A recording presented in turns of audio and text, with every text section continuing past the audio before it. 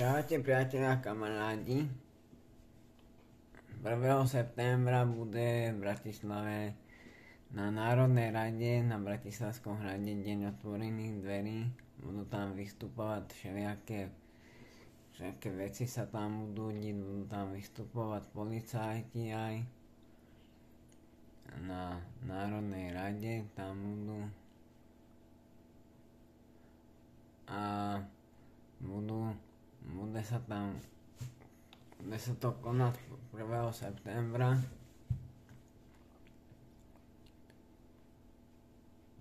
Budem tam aj ja, váš youtuber Adam, tam bude s PPUčkárma, tam budem ja.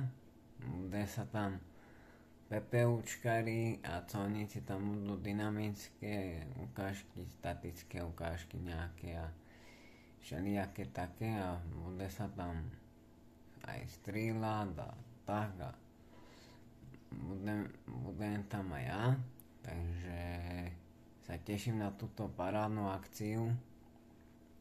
Bude to ve veľkom a uvidíme podľa toho, čo tam bude, aký program a tak. Colná finančná správa, tam bude PPU Bratislava, možno uvidíme, ale pozývam vás tam, aby ste došli všetci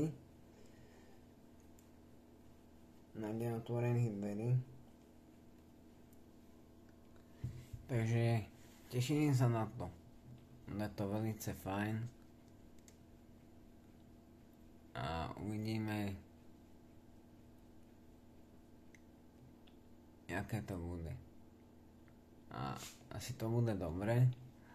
A ešte vás pozývam, 2. septembra sa bude konať v Jakubove ukončenie leta. Takže sa teším na to.